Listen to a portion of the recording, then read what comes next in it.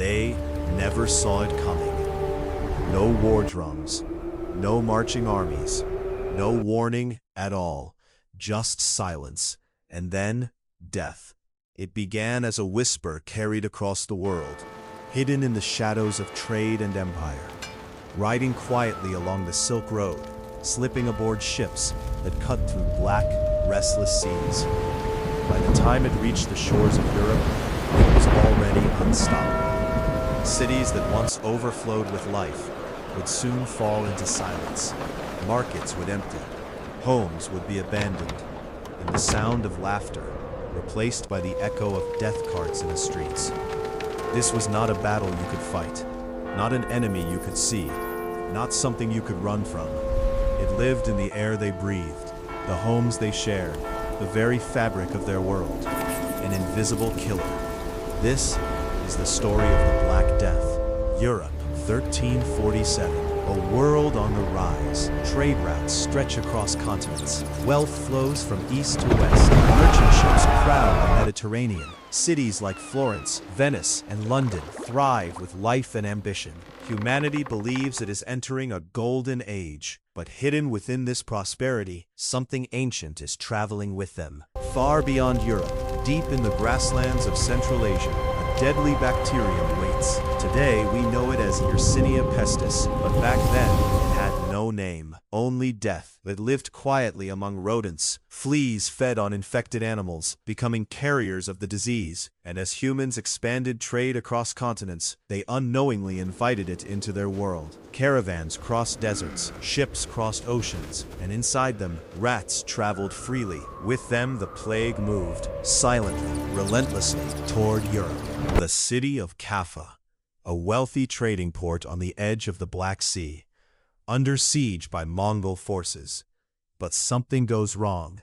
Inside the Mongol camps, soldiers begin to fall. Fever burns through their bodies. Black swellings appear. Death spreads rapidly. Panic takes hold. And in desperation, something unthinkable happens. According to historical accounts, infected bodies are hurled over the city walls, a weapon made of death itself. Inside Kaffa, the disease takes root, and those who can, flee. They board ships, they escape across the sea, but they do not escape alone, because death sails with them. October 1347. The ships arrive in Sicily. What greets the harbor is not trade, but horror. Sailors lie dead on deck, others gasp for breath, covered in dark, swelling wounds. The smell of decay fills the air. Some ports try to turn the ships away, but it is already too late. The invisible killer has arrived. From Sicily, it spreads like wildfire. Genoa, Venice, Marseille, Paris, London, city after city falls. No one understands what is happening. A healthy person can wake in the morning and be dead by night. The symptoms are terrifying. Fever, vomiting, unbearable pain. Then the swellings begin. Large blackened lumps, buboes, forming on the neck, underarms, and groin. The infection spreads beneath the skin. Dark patches appear. The body begins to fail. Some cough blood. Others lose their minds in fever. Most die within days. There is no cure, no explanation. Doctors try everything. They burn herbs. They drain blood. They apply strange mixtures to the body.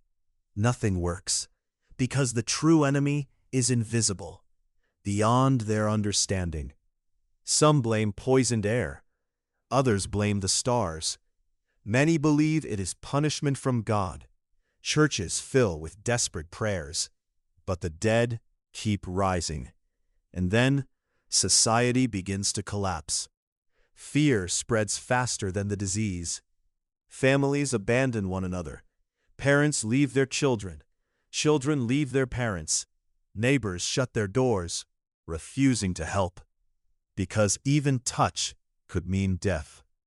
The streets grow quiet, then deadly. Carts roll through cities collecting bodies. The dead are stacked in mass graves. So many die, there is no time to mourn. Church bells ring endlessly, until even the bells fall silent, because there is no one left to ring them. In Florence, half the population disappears. In Venice, canals carry the dead. In London, burial pits overflow. Entire villages vanish. Fields go unharvested. Animals roam freely through empty homes. Civilization itself begins to. But the plague does not choose its victims, rich or poor, powerful or weak. It takes them all. Kings, priests, doctors, merchants, peasants. Death becomes the great equalizer. And as fear tightens its grip, humanity begins to turn on itself. Rumors spread, blame is cast. Jewish communities are falsely accused of poisoning wells. Violence erupts. Massacres follow. Innocent lives are destroyed, not by disease, but by fear. The Black Death reveals not only the fragility of life, but the darkness within humanity itself. And yet, even in this nightmare, there is courage. Doctors who continue treating the sick, priests who refuse to abandon the dying, families who stay together, even in the face of death. In a world collapsing, some still choose humanity. By 1348 and 1349, the Black Death reaches its peak. In some regions, nearly half the population is gone. Historians estimate tens of millions are dead. Entire generations erased. The world forever changed. But from this devastation, something unexpected begins to happen. With so many dead, labor becomes scarce. Workers become valuable. Peasants demand better wages. The old systems begin to weaken. Power begins to shift. The foundations of medieval society begin to crack. Faith changes too. Many lose trust in the church.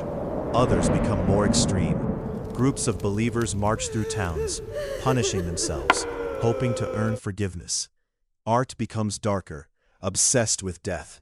Skeletons appear in paintings. Stories speak of decay and mortality. The dance of death becomes a symbol of the time, a reminder that no one escapes. And still, the plague does not disappear. It returns, again and again, for generations. Cities live in constant fear. But slowly, humanity begins to learn. In places like Venice, ships are forced to wait before entering port. 40 days of isolation, quarantine, one of the first real defenses against disease, a small step born from unimaginable loss. Centuries later, science uncovers the truth. The Black Death was caused by a bacterium, Yersinia pestis, spread by fleas, carried by rats, an enemy too small to see, but powerful enough to reshape the world. It is estimated that the Black Death killed between 75 and 200 million people, one of the deadliest events in human history. But numbers cannot tell the full story. The fear, the silence, the emptiness left behind. Imagine waking up not knowing who will die next. Imagine hearing carts of bodies in the night. Imagine watching the world you know disappear. This was not just a pandemic. It was the collapse of a civilization, and yet humanity survived. It adapted. It changed. It endured. But the lesson remains, because the Black Death is not just history. It is a warning, a reminder of how connected our world truly is, how something small, invisible, can travel across continents and change everything. The deadliest enemies are not always seen. They do not march. They do not shout. They do not announce their arrival. They come quietly. They spread silently. And when we finally notice, it is already too late. The Black Death, the invisible killer that destroyed millions and changed the course of human history forever.